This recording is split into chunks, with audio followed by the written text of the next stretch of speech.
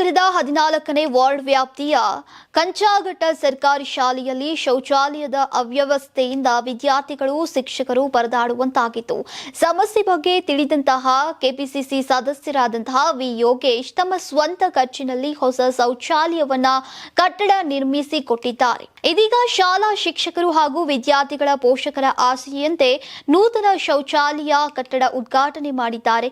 ಇದೇ ವೇಳೆ ವಿ ಯೋಗೇಶ್ ಹಾಗೂ ಕುಟುಂಬಸ್ಥರಿಗೆ ಶಾಲೆಯ ವತಿಯಿಂದ ಮತ್ತು ವಿದ್ಯಾನಗರ ಬಾಲಗಣಪತಿಯ ಗೆಳೆಯರ ತಂಡದಿಂದ ಅಭಿನಂದನೆಯನ್ನ ಸಲ್ಲಿಸಲಾಯಿತು. ಈ ದಿನ ಜನವರಿ 26 ಎಲ್ಲರಿಗೂ ಗಣರಾಜ್ಯೋತ್ಸವ ಶುಭಾಶಯಗಳನ್ನು ತಿಳಿಸ್ತಾ, ನನ್ನ ನಗರಸಭಾ ಕ್ಷೇತ್ರವಾದ ವಿದ್ಯಾನಗರದಲ್ಲಿ ಈ ಒಂದು ಸ್ಕೂಲ್ನಲ್ಲಿ ಒಂದು ಶೌಚಾಲಯದ ಅವಶ್ಯಕತೆ ಇದೆ ಅಂತ ನಮ್ಮ ಸ್ಕೂಲ್ನ ಹೆಡ್ಮಿಸ್ ಮತ್ತು ಮಾಸ್ಟ್ರು ನನ್ನ ಗಮನಕ್ಕೆ ತಂದಿದ್ರು. ತುಂಬ ಹಿಂದೆನೇ ತಂದಿದ್ರು. ನನ್ನ ಮನಸ್ಸಲ್ಲೂ ಒಂದು ಮಾಡಿಸ್ಬೇಕು ಅಂತ ಆಸೆ ಇತ್ತು. ಕಾರಣ ಅಂತ ಹೇಳಲು ಸ್ವಲ್ಪ ನಿಧಾನ ಆಯಿತು.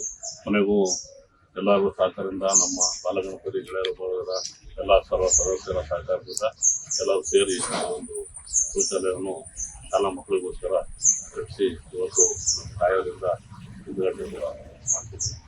ಇದರ ಎಲ್ಲ ಸದುಪಯೋಗ ತಗೊಂಡು ಇದೇ ರೀತಿ ಎಲ್ಲರಿಗೂ ಎಲ್ಲ ಒಂದು ಪ್ರತಿ ಶಾಲೆಯಲ್ಲೂ ಅಷ್ಟೇ ಎಲ್ಲ ನಗರದಲ್ಲೇ ಆಗಲಿ ಹಳ್ಳಿಗಳಲ್ಲೇ ಆಗಲಿ ಎಲ್ಲ ಜನ ಶಾಲೆ ಅಭಿವೃದ್ಧಿ ಆಗೋದಕ್ಕೆ ಏನು ಮಾಡಬೇಕು, ಶೌಚಾಲಯ ಆಗಲಿ, ಒಂದು ಪುಸ್ತಕಗಳಾಗಲಿ, ಶಾಲಾ ಕಟ್ಟಡಕ್ಕೆ ಆಗಲಿ, ಲೈಬ್ರರಿ ಆಗಲಿ ಎಲ್ಲರೂ ಸ್ಪಂದಿಸಿ ಎಲ್ಲ ಥರದ ಒಂದು ಸಣ್ಣ ಅವರಿಂದ ಏನು ಕಾರಣಕ್ಕೆ ಆಗ್ತದೆ ಕೊಟ್ಟು ಎಲ್ಲ ಮಾಡಿ ಮುಂದೆ ದಿನಗಳಲ್ಲಿ ಸರ್ಕಾರಿ ಶಾಲೆಗಳನ್ನ ಉಳಿಸ್ತಾ ನಮ್ಮ ಬಡ ಮಕ್ಕಳಿಗೆ ವಿದ್ಯಾಭ್ಯಾಸಕ್ಕೆ ಅನುಕೂಲ ಮಾಡಿಕೊಡ್ಬೇಕು ಅಂತ ಎಲ್ಲರೂ ಕೇಳಿಕೊಂಡು ಎಷ್ಟು ವೆಚ್ಚ ಸರ್ ಟೋಟಲ್?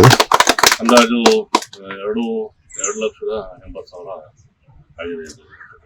ಸರ್ಕಾರಿ ಶಾಲೆನೇ ನಿಮ್ಮ ಹುದ್ದೆ ಆಯ್ತು? ಸರ್ಕಾರಿ ಶಾಲೆನೇ ಕಟ್ಸ್ಬೇಕು ಅಂದಿತ್ತು ಸರ್, ಇಲ್ಲಿ ಟಾಯ್ಲೆಟ್ ಕಟ್ಸ್ಬೇಕು ಅಂತ? ಸರ್ಕಾರಿ ಶಾಲೆಯಲ್ಲಿ ಈಗ ಅವಶ್ಯಕತೆ ಇತ್ತು ಅಂತ ಹೇಳಿದ್ರು ಇಲ್ಲಿ.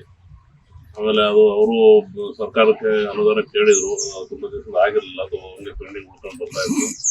ನಾವು ಇಲ್ಲೇ ನೋಡ್ತಾ ಇದ್ವಲ್ಲ, ಅದರಿಂದ ತುಂಬ ಕಾಯೋದು ಬೇಡ ಅಂತ ಆ ಕಟ್ಟಡ ಬೇರೆ ಪೂರ್ತಿ ಶಿಥಿಲಾಗಿತ್ತು, ಯಾವಾಗ ಎಲ್ಲಿ ಬಿದ್ದೋಗುತ್ತೋ ಅನ್ನೋ ಥರ ಆಯಿತು.